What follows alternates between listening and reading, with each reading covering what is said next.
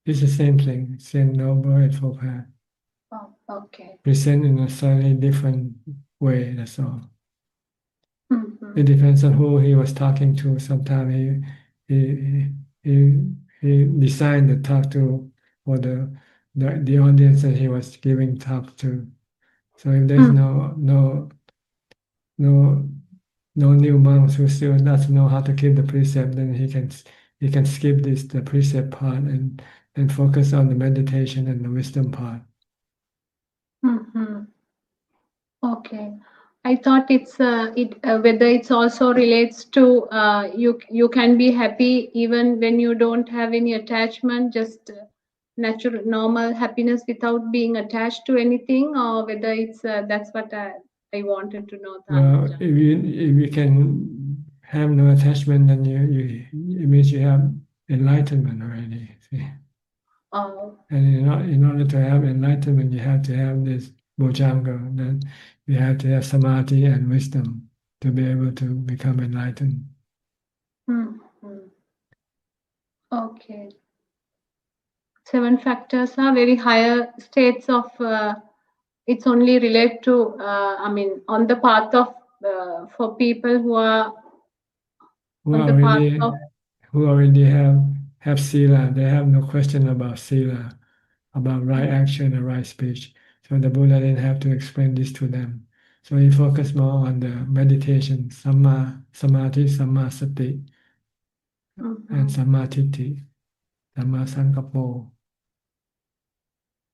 yes, right, yes. Okay, Tanajan. Okay, Tanajan, can I ask another small question which came up to my mind?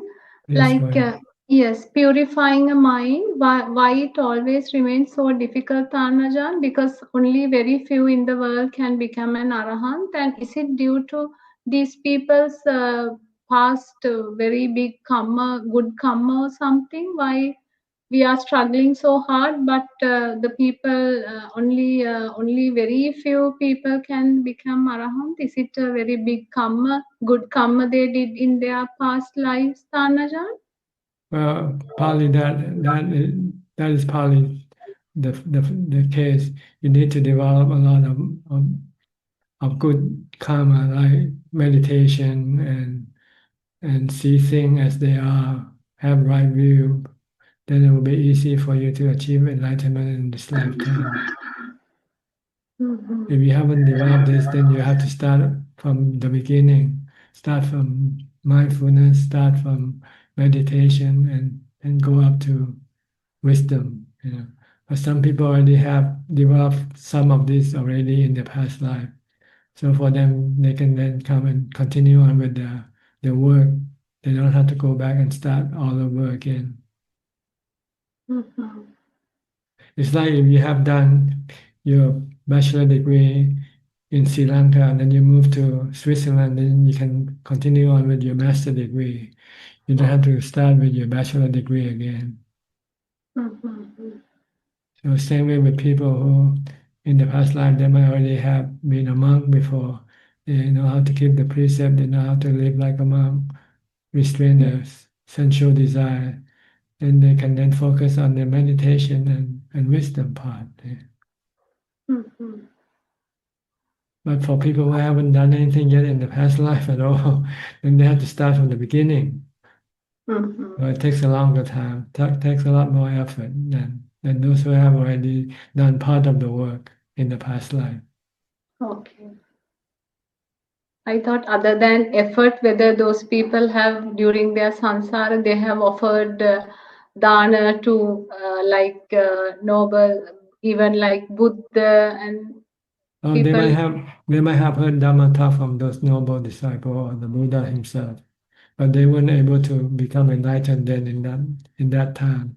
So they maintain whatever they have gained from meeting these arahants and Buddha, and then they can then, like I say, when you die, you can take this thing with you. The thing you learn, the Dhamma you learn, you can take it with you after you die.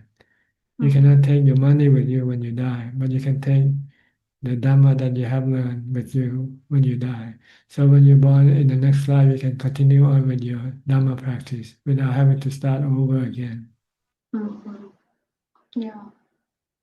Those people can become Some can become, enlightened. oh, Yeah. they can become monk and mechi once they come once they're born and they're ready when they're grown up.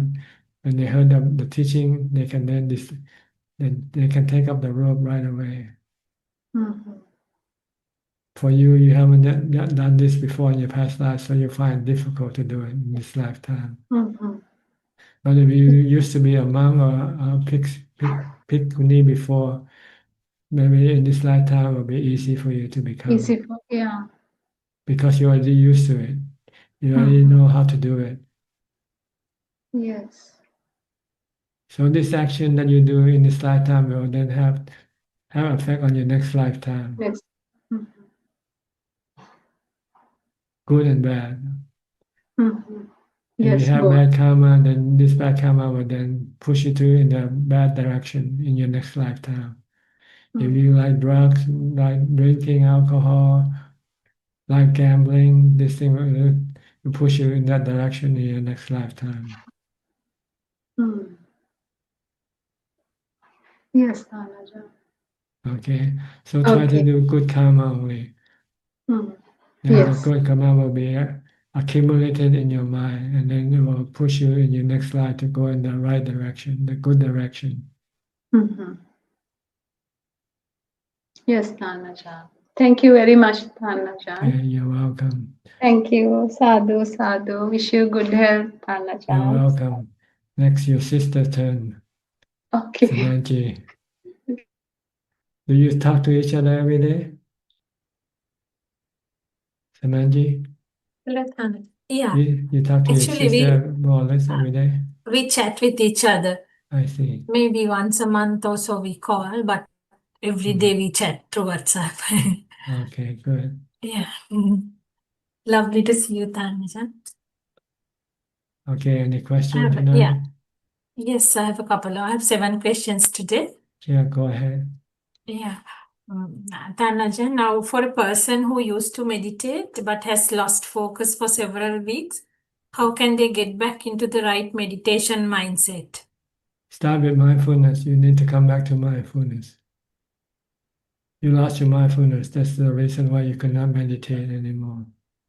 So you have to restart your mindfulness. Bring your mindfulness back to the same level that you used to have before. Okay, Tanaja.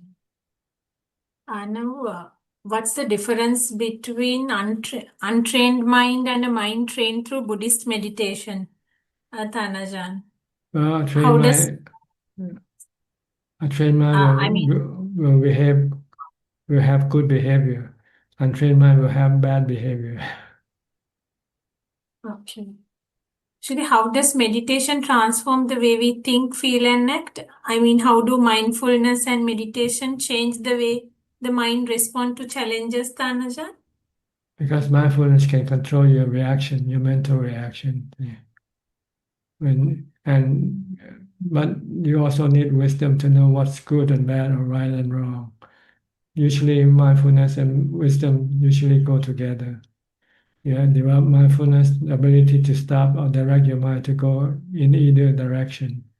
Then you need the wisdom to teach you which direction is good, which direction is bad. So when you have these two factors, then they will guide your mind toward good action, good behavior. Okay.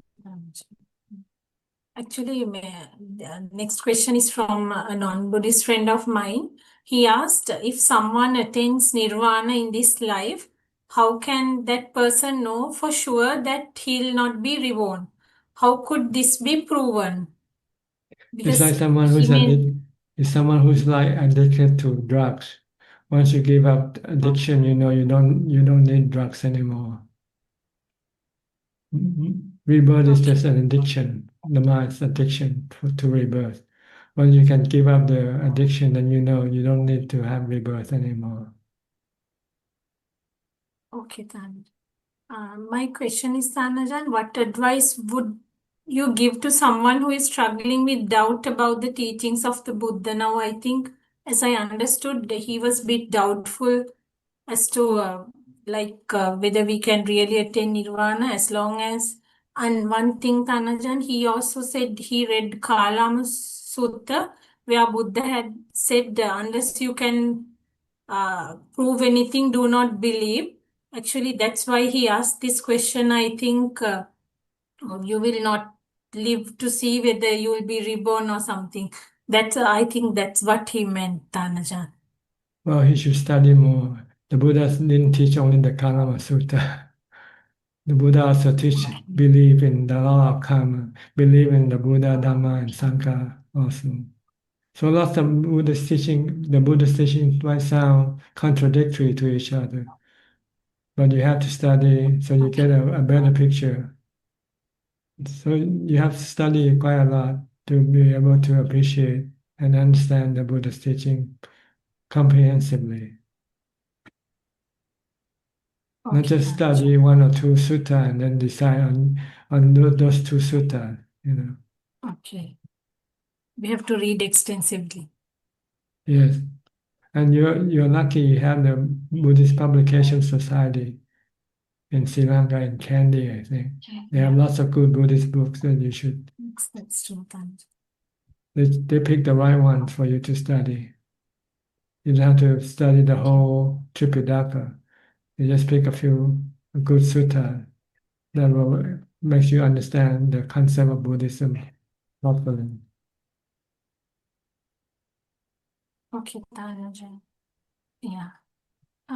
Now, thank you for your answer, Tanajan. My next question is, this is related to the situation in the Middle East. Actually, I don't know to what extent this is true based on what Aparajita said a little while ago, but I read in newspapers that in Dubai in particular, some foreigners, they leave their pets behind and flee to save their own lives. I read this in many of the UK and Canadian newspapers, the news.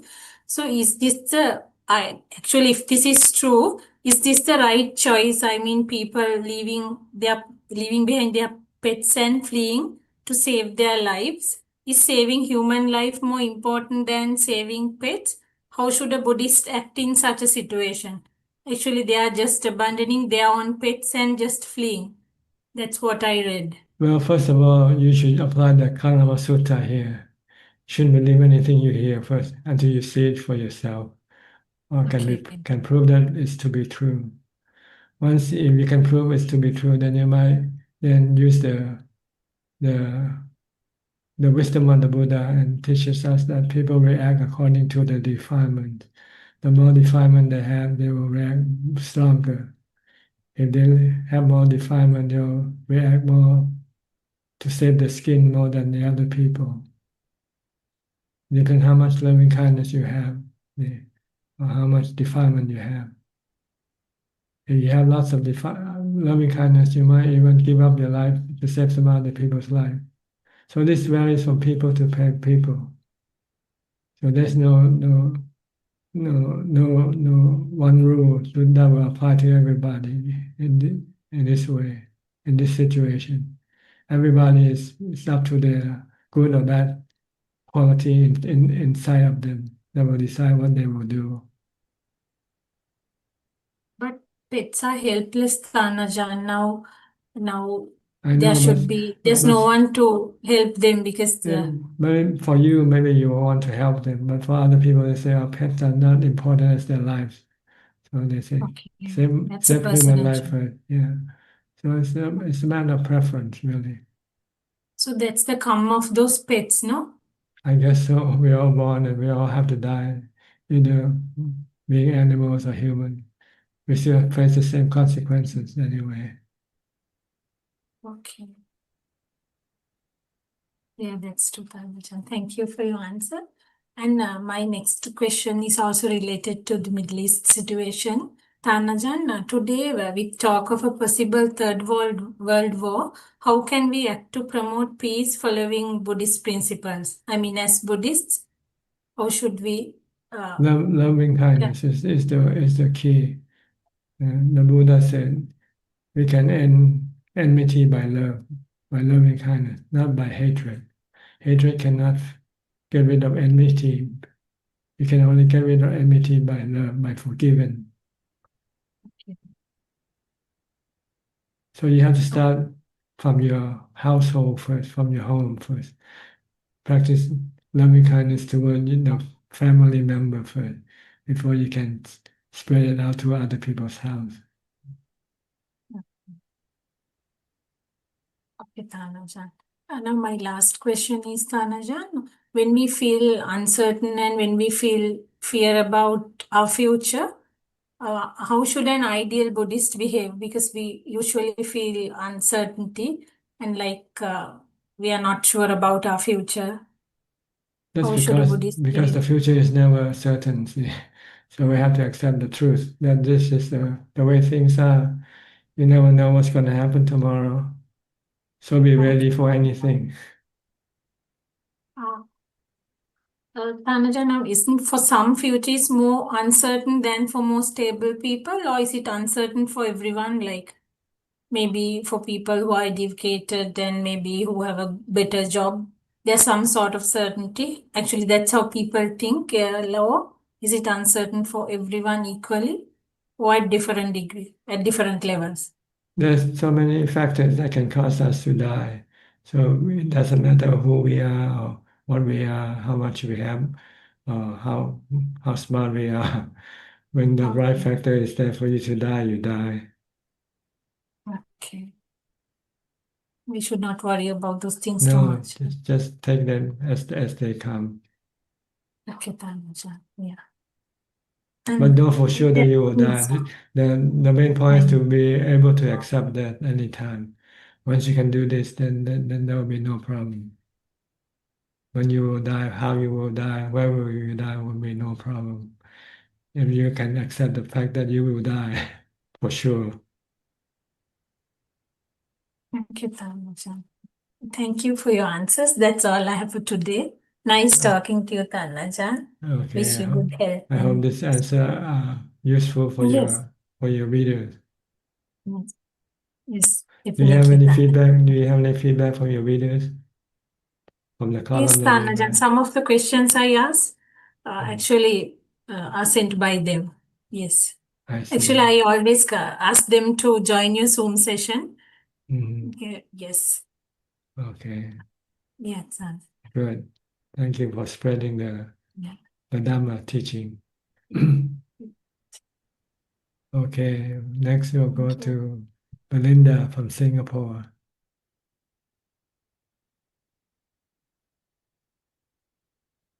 Namaskar, Ajahn.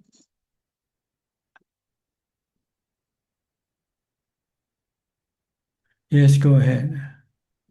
One question. They say that sometimes the children would have to bear the karma of our parents. Like, for example, the daughter might have to bear the karma of the father. Is there such thing, Ajahn? Is the one who bears the karma is the one who did the karma, not the parents. So if you have to pay the karma of your parents, it means you have done something. And then you have to pay this karma this way, that's all. It's not your karma, it's not sharing the karma from your parents. It's your own karma, it's your own consequence of your own karma. But it might appear that you are taking the karma of your parents, but actually it's your karma.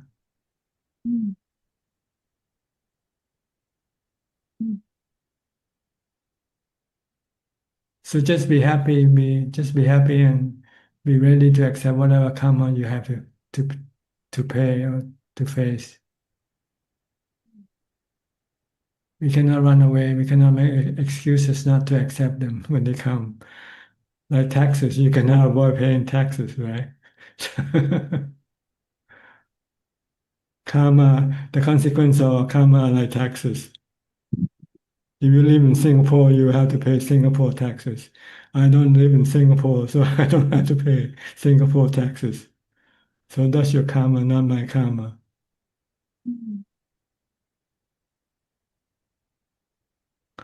If you don't pay any taxes, be like me, I'm a monk, and monk will have no taxes to pay.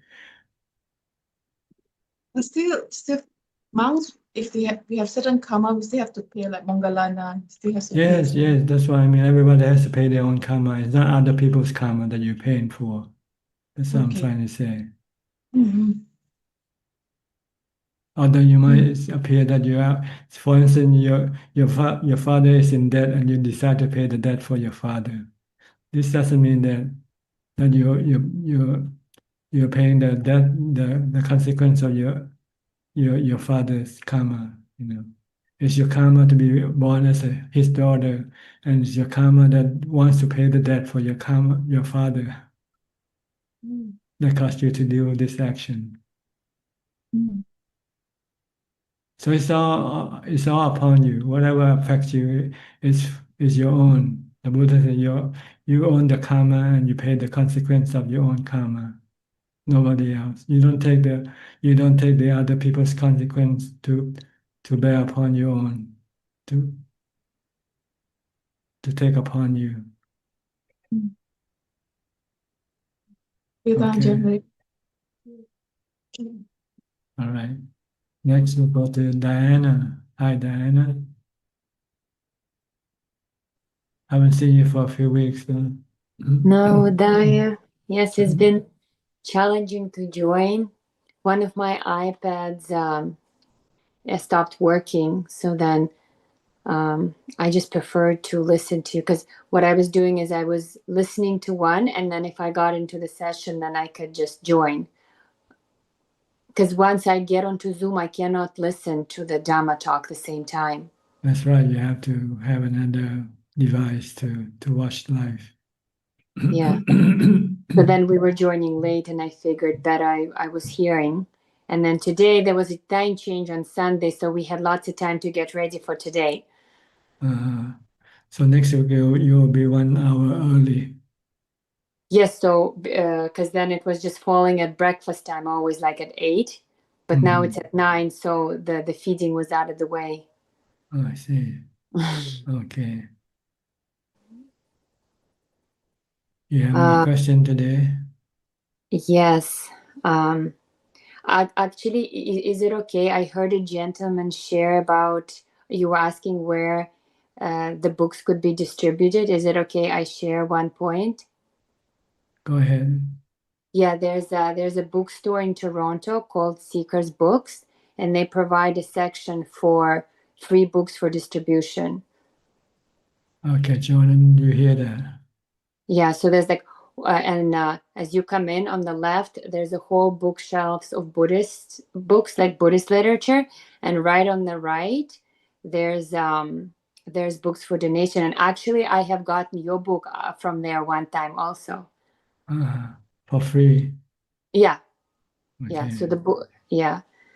So like that, because it's like more central and it's free, and it's a private business, so they just okay it. Okay. If this helps. The point is that we don't want to charge money because we want to make it available for everybody who can afford it or not. Yes, so this book owner, that's why he separates them. Like those books are for sale, but then the people who bring Dhamma books for donation, he places them for donation. Yeah. Good. Thank you for the information. Yeah, so that book that I got from about you, that was from the donation section. Okay. So that's how you get to know me? No, actually, I got to know you through a friend, and who went to traveling to Thailand, and then I also wanted to go and see a monk because I was meditating Goenka tradition many years. And then opportunity came because I ended up doing yoga training in Thailand. And then I remembered that situation, so I contacted and I ended up there. I followed the contacts that was given to me, and then I came to stay at your monastery that time. And then I learned about all the books from you, and then I brought them back. And then some books were sent to me. That was like 8 years ago. And then there was a lack of printed books. And then I just happened to see one of your books there. So I just took it for a friend. Okay, good. I think it's the one with the, I don't know. It's on the shelf somewhere. Yeah. Okay, doesn't matter. Yeah. Yes. So I've been trying to meditate at home morning and evening. And just, it feels so elated when I am successful with staying mindful. And still, I notice that the struggle, the agitation that I experience when I'm agitated and I try to get to the mindfulness and it's not there. And then it's just staying mindful with the agitation that's been this week. I think it's better if you do some chanting instead. You can get rid of your agitation easier, quicker than watching your agitation. Yes, I've started.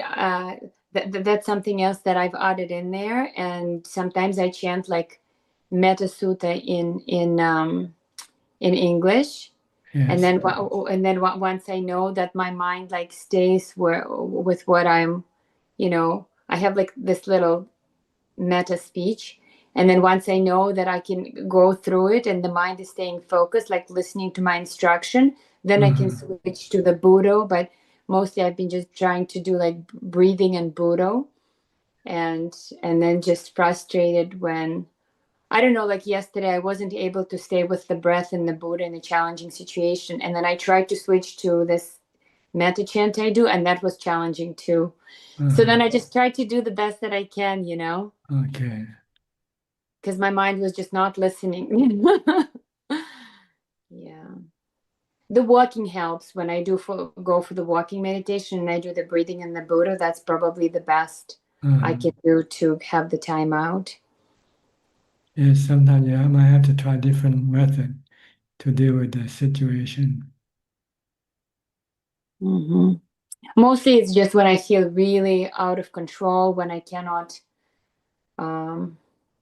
But then what I do is I try to remind myself that, death is coming, this body is impermanent. Like I've been doing more that reflection, and that's also been giving less pressure, lessening the pressure of the situation at hand. And then we went to I started going back to the monastery now a little more, and my daughter is a little bit better staying there. Just she's become just a bit more able to understand that certain things just need to be done, and that's for her benefit. And she's able to follow through now more. Whether she likes it or not, she's kind of understanding that this needs to be done. So that's been a big help, to be honest. Mm-hmm. Okay. Because she's really struggled before about not getting what she wants. Not like all the time, but like more like getting what she doesn't want, if that makes any sense. Yes, you can cause her to be agitated. When you cannot get what she doesn't want to get. Yeah. Like, let's say we would meet somebody to go for a walk, and another child would not be feeling well, so that the time doesn't go well. And then that creates suffering for her. Because we actually don't do a lot of socializing. So, yeah, actually, I think she also wanted to say something. But let me just check if I'm just just an update with my mom. I've just tried. I've made a lot of progress, to be honest. I'm able to like listen to her and do the Buddha, Buddha, Buddha. And she said she's felt very like calm and supported in my interaction with her now. Mm-hmm. Yeah, I've made a lot of effort to just keep doing that. Yeah. Maybe she wants to talk more than listen to you. Yes, and that's been a challenge, I think, last year. But now, like, I've set out that like the first thing I do is I listen to her. And I think it's because the things that she tells me is not anything that she can tell anybody else. Like all the pain of the aging, and it's been a struggle for her, because she said when she shares with me her pain, she actually doesn't like it. She doesn't like to hear herself share her suffering. So it's kind of like went full circle, but then she feels the pressure, right? The pressure of the suffering builds, and yes, you should encourage her. Just say anything you want, Mother. I'm happy to share your experience. yeah, okay, I'll do more of that. Yeah. Because otherwise she feels like stuck and miserable all alone. Yeah, but there's like lots of misery coming. I can see that now. Yeah. Okay, I think okay, my daughter's she just gone to the bathroom. Okay. But I think just some working situations, I've been trying to understand how to where the middle way is, like what to say and what not to say, what to accept and what not to accept, because sometimes it turned out that if I wasn't saying too much, yes, you can come. When I wasn't saying too much, then I was, yeah, can you please come sit here? Then I wasn't like being respectful to myself and others. It was a very fine line. I still haven't figured that out, to be honest. Well, if you're not sure, just don't say anything. Say it again? If you're not sure what to say or not to say, then just don't say anything. Yeah. Well, I've sort of withheld, and then some harm came from it. So then I was just trying to figure out how to best set some boundaries, I guess. So some harmful things. I'm still like in the process, so I'll update you next time. But my daughter's here now. Is that okay? She gets to sure, come in. Be respectful. Yeah, you can say. Good morning, Greta. Your name is Greta, right? You have to go. How are you this morning? Fine. Fine. What time did you get up?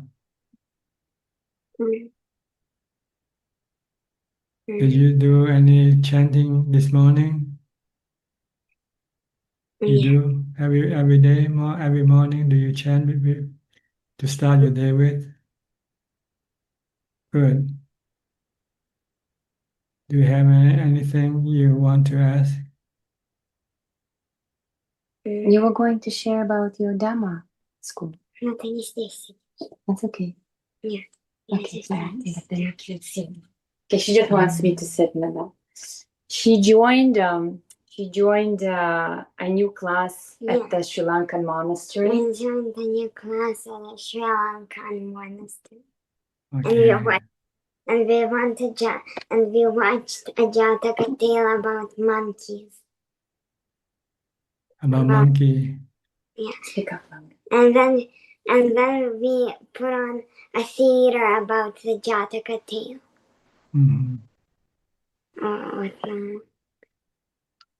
Yes, the Jataka tales are about the Buddha's previous life. Yeah.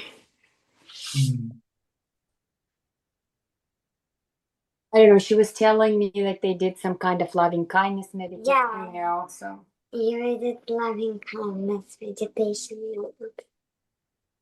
Good. Did you enjoy it? Yeah. Okay. Good. Did you make any questions? Okay, you can just pay respect. Okay. All right. Be happy, be well, okay? Okay. All right.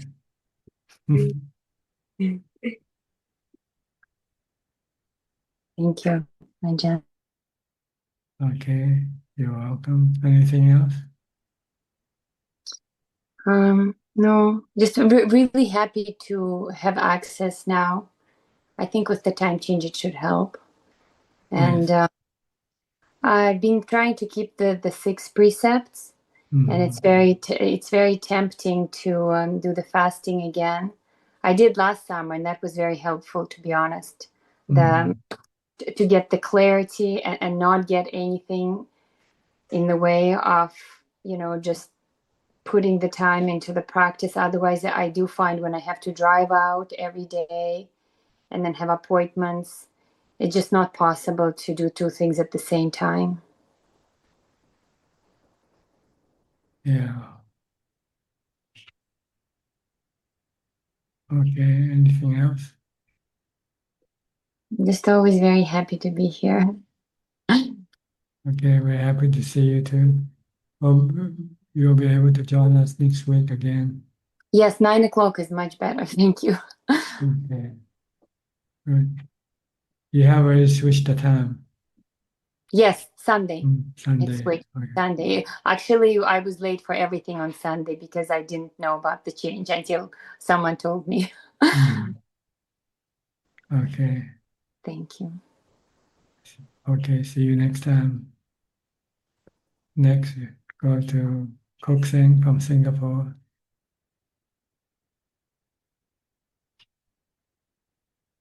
Good evening, Rajan. Here to pay my respect to you. No questions at the moment. Okay, good to see you again. Next, we'll go to Sri and check. Where are you now? In Bangkok or back in Malaysia? In Bangkok, Thailand. Still in Bangkok. Bangkok. Yes. How long will you stay in Bangkok? Until March 22nd. 22nd. Yes. In Bangkok. Yeah, with our parents. So I see. yeah. What do you want to do for so many days? We just take them to wherever they want to go. whenever they want to Just go. follow. Okay. Whatever they want to eat. Our responsibility is to Please them. Yeah, and like carry the push the wheelchair and carry it anywhere. That's what I do. Be their servants. Servant. Yeah. Yeah, so take them around, I guess. Okay. Yeah. Well, we miss Banang Pearl, and it was good to see the students there at Furu School the other day. Yeah. Yeah. And also thank you for the teaching at the front of your kuti. Great experience. Great experience. Yeah, we're very grateful for the experience. I really like the teaching about cutting off the right hand, Ajahn. About the it's our habit, right? But we had to force ourselves, change the habit. So we had to cut off the right hand. So we can write with the left hand. Teaching the dog with new tricks. It's hard. Teaching old dog with new tricks is hard to do. Yeah. Very, very old dog. Because the too long, the habit has been too long.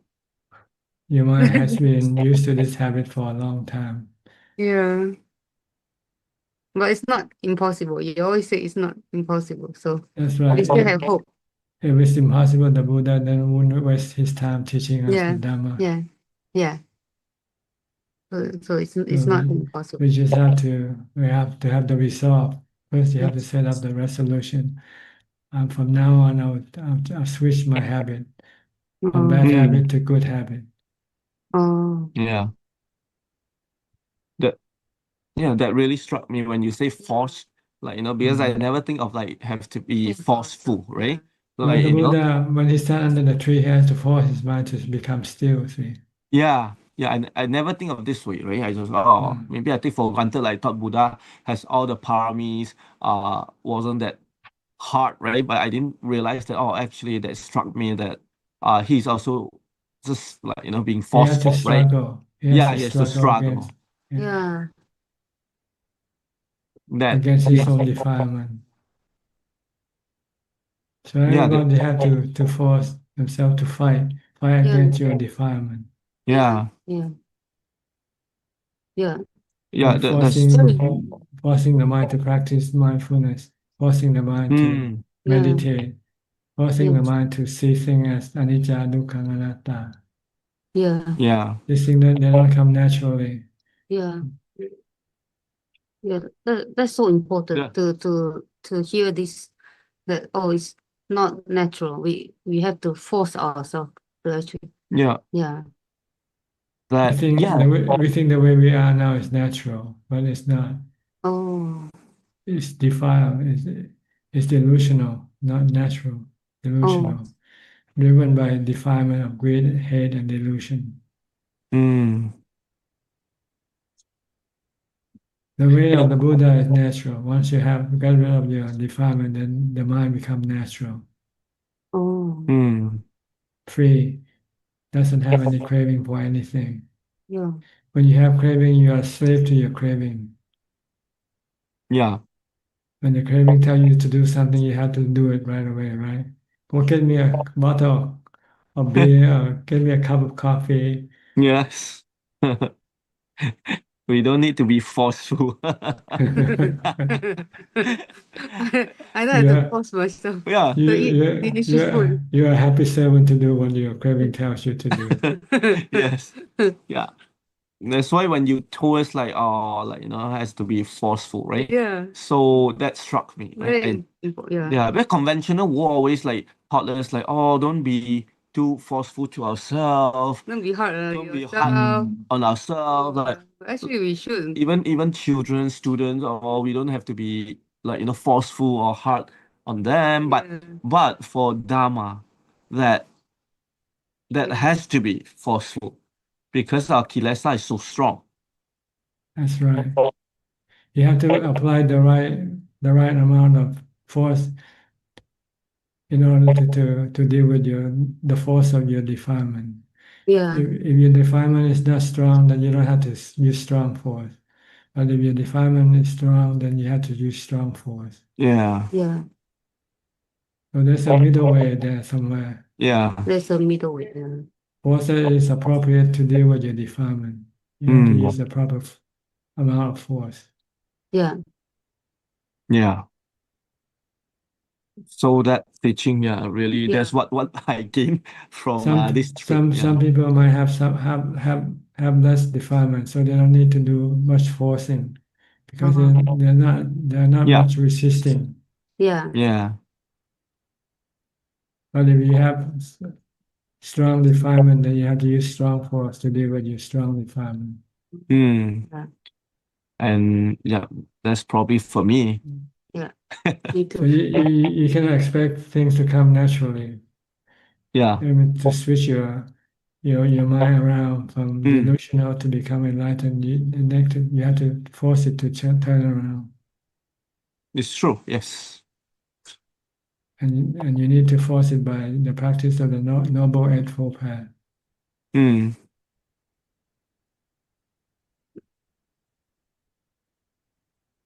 Yep. I think I'm too easy on myself, so that's a very good teaching. Yeah, very good teaching. Yeah, I need to use more force and don't be too relaxed on myself. And I did it in front of your kuti because normally when I meditate I have a cushion, but in front of your kuti I don't have a cushion. It's like so I keep Buddha. I keep reciting Buddha, in front of your kuti. So for me, I have a cushion normally. So then you have to take the cushion with you wherever you go when you leave. I was thinking next time. Don't use it. You don't need a cushion. Yeah. Ajaan, another question is there a byproduct of like during the meditation?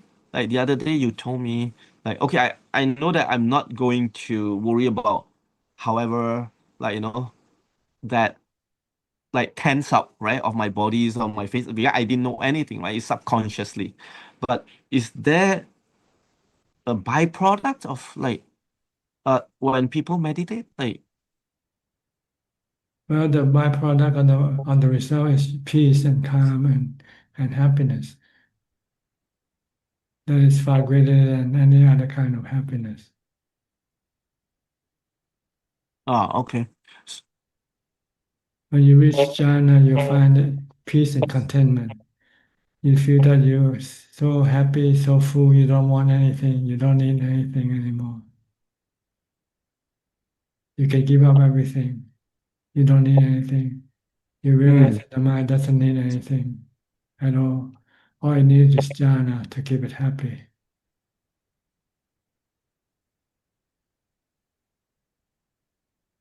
Once you get to jhana, you want to go back to jhana all the time. You don't want to go back to your wife, your family, or anything anymore, because they are not as good as jhana.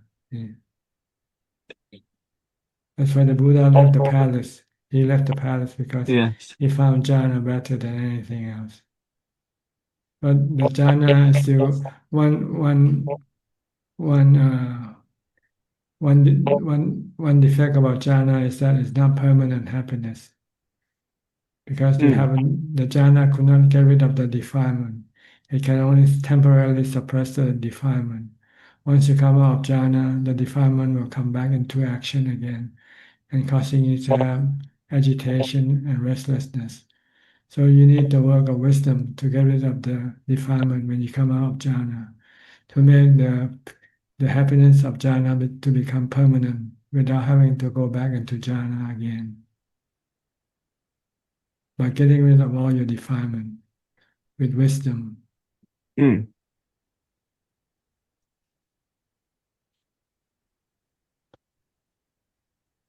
Okay. Yes. Thank you, Tajan. Thank you for your teaching. Thank you, Tajan. So when do you expect to come back to Canada? Get back to Canada? March 22nd. March 22nd we'll get there. Yeah, because the time difference. So we are leaving March 22nd here, but then when we get to Vancouver, it's Same March day 1st. again. Same Yeah, day again. same. We're 1 day ahead now. Yeah. Yeah. So we gain 1 day. I see. Okay. I gain 1 day in my life. So you're not stopping. You're not stopping in Malaysia this time. No, because our parents come here to meet with us. Okay. Yeah, then we go to see you. Then we bring them here. Okay. Good. Yeah, and they are happy too. They are happy to see you too. They are happy to go there. And yes, everybody looks happy. Good. yeah, it's a great experience for them. Okay. All right. See you next week. See you next week. Thank you, Tajan. Thank you, Tajan. Okay. Next, Steph from Oregon. Hello. Hi. Yeah, I saw you bring your dog with you. Yes, there's my sweet girl. Yeah, she's good. She was listening to you, and then she had to come over and watch you. Yeah. She's calm now. Calm enough. It's fine. It's fine. Okay. My practice is going well. I keep doing the 3-hour challenge. Feel very good about that. I feel my energy raising as I talk to you, but no, I'm doing my practice and it's going very well. I do the 3-hour challenge every week. What I'm doing is tying myself to Buddho now to keep my mind occupied, not concentrated. Yes, and it works very well. The entire 3 hours. Sometimes I don't have to. It's almost as if I lose the Buddho because I'm so calm. I don't know if that's wrong. If I should just. No, once your mind becomes calm, you don't need Buddho anymore. That does happen, and then I just feel very, very at peace. Okay. Enjoy the peace that you get from the mind being calm. Okay. But as soon as the mind starts to become active again, then you have to stop it. As soon as I notice Buddho again, like a ripple or anything, I just back to the start, Buddho. Yeah. And Good. then when I'm walking around, last week you said merely knowing, and I have kind of kept that as a mantra. If I notice myself be like, oh, so beautiful, I'm like, oh no, merely knowing. So I'm just kind of like, anytime I go into like anything that's too much thought or like I just merely knowing, and that's been good. Is that correct? Yes, to prevent your mind from creating thoughts and cravings. After, if you see something nice, then you might start to crave for them. Yeah. And anicca is another thing that I will just say is it's usually like the happiness. I have to be like, this is anicca, just so I don't, Don't become attached to it. Yes, exactly. It will be gone sooner or later. Yeah. So I think I'm starting to add some wisdom into my life, and that's been good. Yes, look at everything as anicca. Yes. Even your own body is anicca also. Yes. Yes. That's Everything coming is next. anicca. I know I have to. I'm getting the outside. It's interesting. I'm kind of doing it. Yeah, getting control over renunciation of the outside, and now I have to, You eventually have to come back to yourself. and Your separate body. that. Yeah. Yeah. Your body is also anicca. And then I have a quick question that just came to me. It's it's not even anywhere in my life, but so if someone is reborn in a heavenly realm, they can be, and they don't reach enlightenment from there, they go back down to be reborn. Yes, reborn as human. As a human. So it is kind of dangerous to not fully, because you can, do they lose what they've gained? No, what you have gained from your Dharma practice will be with you. Even But- from the heavenly realm, like when you're reborn. Yes, but the good karma that you have done will be exhausted after you exist in the heavenly realm. Okay. When it becomes exhausted, then you have to come back down and reborn as a human being. Try it again. But the habit that you have accumulated, such as mindfulness, meditation, or generosity, or loving kindness, this will be with you. Okay. With the mind. You Okay. don't lose this thing. Okay. So you kind of have like a step They up become from part of your character. They become part of your character. That's excellent. Okay. Okay. Thank you. Okay, you're welcome. I appreciate your everything. Okay. Lakshya, hi. Good evening, Ajaan. I hope you're doing well. Yes, thank you. Yeah, so I had a question about kilesas, Ajaan.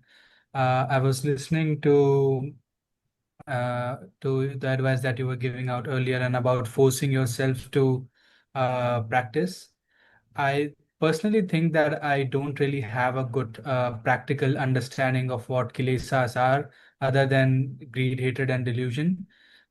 In a way similar to how you have taught mindfulness practice. So it is very evident in the present moment. And after getting your advice on that, becomes very evident that I practice Buddha and I can be in the present moment. But I don't think I have a similar kind of understanding about kilesas. But I have this suspicion that there are some hidden enemies that are actually wrecking my life, but I don't even know about them. So I guess I need to force myself to fight against them. So if you could please share some thoughts on that. Well, it's your defilement or kilesa that is opposing your life. It's pushing you into doing something bad, not something good. That's all. So try to get rid of your defilement. They are your enemies. Nothing else are your enemies. The real enemies are your greed, hate, and delusion. So in daily life, Ajahn, how do they manifest? In just thoughts and actions? Well, first it comes in thought. You see something nice and you want it. Even though you don't need it, then this is called greed. If you see a new shirt, you see a shirt, but you already have plenty of shirt. You don't need a new shirt, but you still want this shirt because you think you like it. Then this is craving or greed. Or when you see something you don't like, you become angry. This is hatred, and you dislike. So like, dislike, defilement. Try not to have any like or dislike. No love, hate, or fear, or seeing things as being yourself or part of yourself, or belonging to yourself. because nothing is there's a self in you at all. You're not a self, you're just a knowing element. Okay. So Yeah, just watch the four things: love, hate, fear, and delusion. These are the manifestation of the kilesa. When you love somebody, this is kilesa. When you hate somebody, this is kilesa. When you're afraid of something, this is kilesa. When you think everything you have belongs to you, this is kilesa, because nothing belongs to you. Mhm. In Yeah. order to counter your delusion, you have to see everything as anicca, dukkha, anatta. And when you see everything as anicca, dukkha, anatta, then you will stop your love or hate toward them.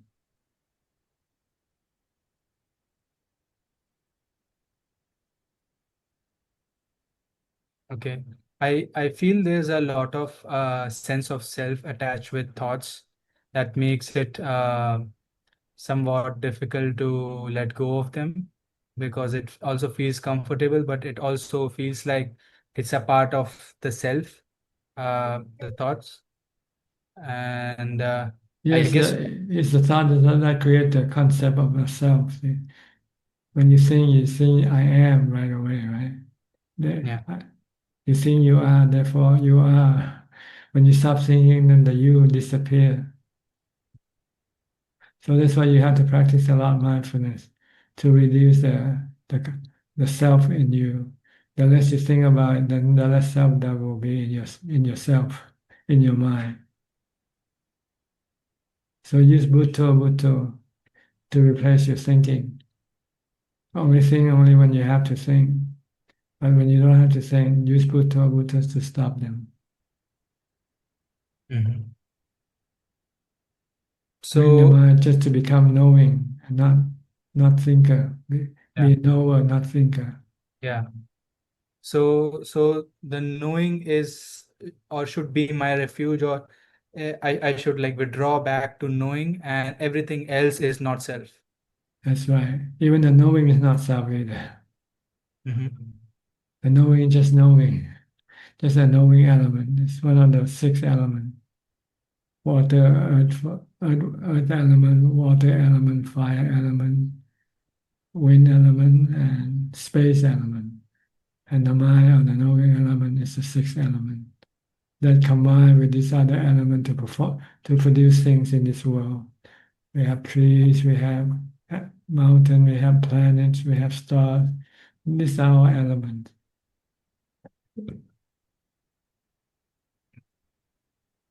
Okay. But the most important thing is the knowing element. The knowing element is defiled by delusion. To think that it is a self. When there's no self, it is just knowing.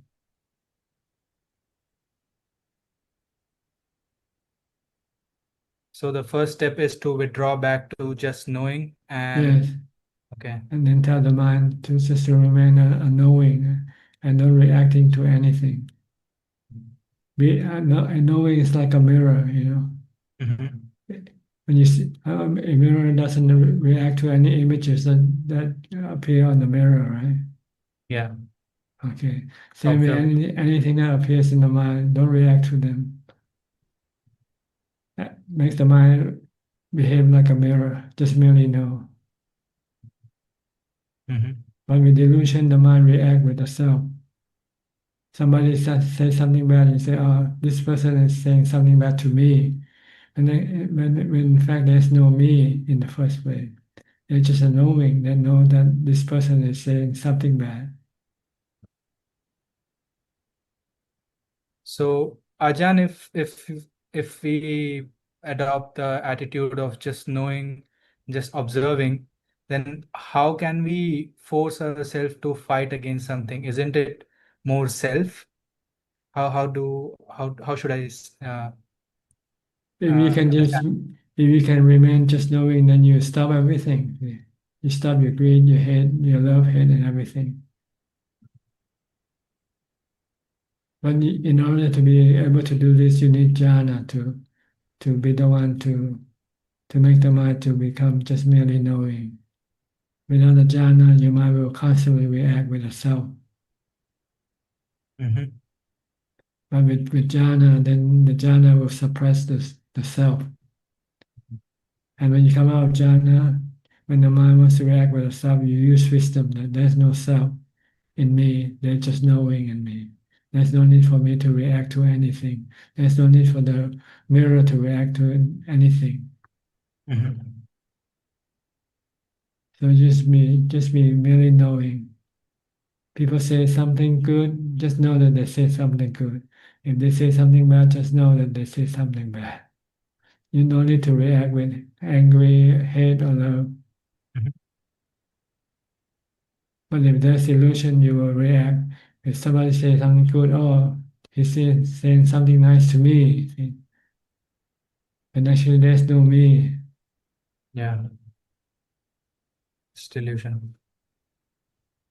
So literally all our thoughts, except the ones that we are mindfully using to do any kind of work, is all the work of kilesas. Yes, mostly. Okay. And Ajahn, in the mindfulness practice of reciting Buddha throughout the day, feels like if we really give it our all, it's like withdrawing from the world, and it's like going inside a room and locking the door. But if we are giving so much attention to Buddha, how are we supposed to do our regular tasks? Even things like if I'm walking my dog or taking a shower needs some awareness of the task itself. So how should we do that? Well, you try to reduce the workload, the unimportant workload. Try to do nothing. Try to give up your dog. Try to give up everything and live like a monk. Yeah. Empty out everything of every possession that you have. Only keep just the basic necessity of life.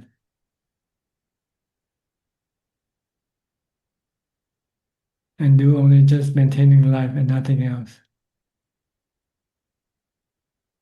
Then you can spend most of the time being alone in the forest, in the room, or wherever, and try to stop the mind from thinking of a self.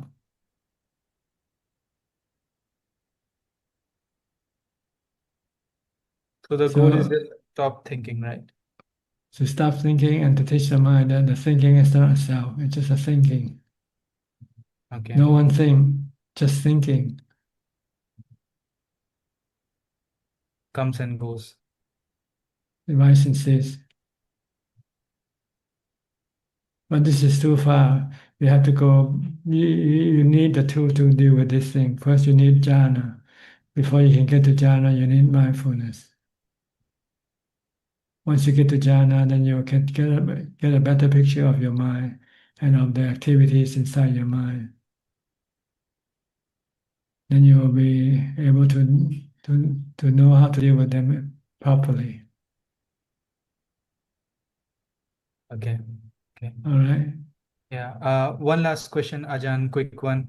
So for example, if life gets too comfortable and it's very easy to get complacent, I'm finding myself that it's very easy. I'm getting more and more complacent. So how do what should I do in these scenarios, and how should I?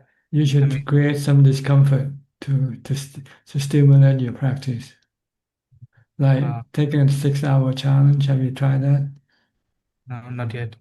Okay. Or fasting, for instance. Creating more discomfort, then it will require you to do more practice to deal with the discomfort. Okay. All right. Understood. Thank you, I'll Ajahn. I'll go stay in a monastery for 3 days. Go take a meditation retreat or something.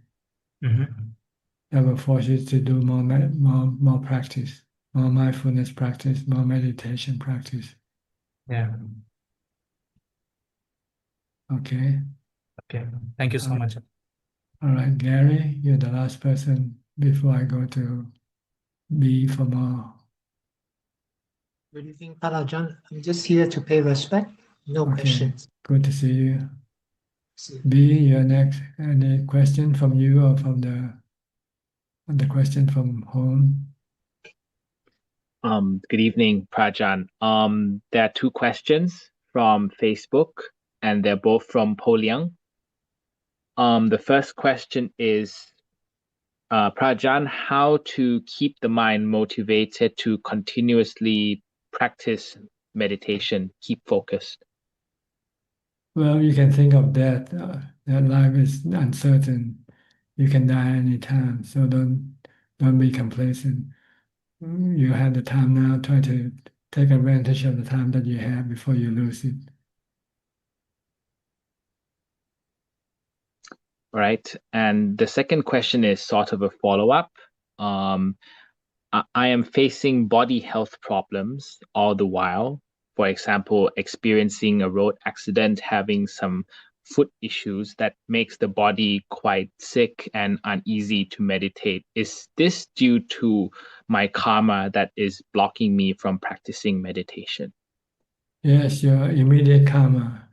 The accident is part of your karma. See, so try to be mindful whatever you do to reduce the accidental karma that can happen to you. Okay. What Yep, about you? You have any question? Maybe just a short one, Prajan, just on fasting. Normally when we fast in the Buddhist tradition, do we fast just food or we have to fast water as well? Just food. You can drink water, or just plain water. No drinking others. Like beverages. No coffee, tea, or anything because they're sensual pleasures. You want to avoid sensual pleasure, so you drink the water for your body, not for the mind, not for your defilement. So water is allowed because, for example, Yes. now there's Ramadan and they actually don't drink anything at all. But that's not Yes. so healthy on the body, is it? Well, I don't want to comment on this, but it's a different method of practice. Let's put it that way. We don't have to fast drinking water because the water is essential for the body's function. But food, you don't have. You can fast for a few days without affect the body function. And the reason why you want to fast is because you want to create discomfort for the mind, so that the mind has to use the practice to deal with the discomfort. So it's a different purpose in fasting. So it's not good to compare with the other type of fasting. Okay, anything else? No, Prajan, that's all because I was just curious, but I think you just answered my question very well. So thank you. That's all I have. Okay. Well, that's all about the time we have for today. Thank you for your participation, your company. I hope this meeting is useful for you and it can help you advance in your practice. In the meantime, please stay safe, be constantly mindful, and keep on practicing. And if all goes well, I'll see you all at the same time next week. Thank you and goodbye. Thank you อาจารย์ สาธุเจ้าค่ะ That means thank you, Tanajan. Next week. Thanks, Edmund. Take care, everybody. Thank you, Min. Thank you Thank you, B. Hi Thank you. Hi, B. Oh, hi. Take care of all the best in your time in Bangkok. Thank you Yeah, thank you. Good to see you Yeah. Good to see you too. Bye, Cap. บ๊ายบายโอ้ยทำไมเขาไม่สายตาโฟกัสไม่ได้แต่แล้วอ๋อ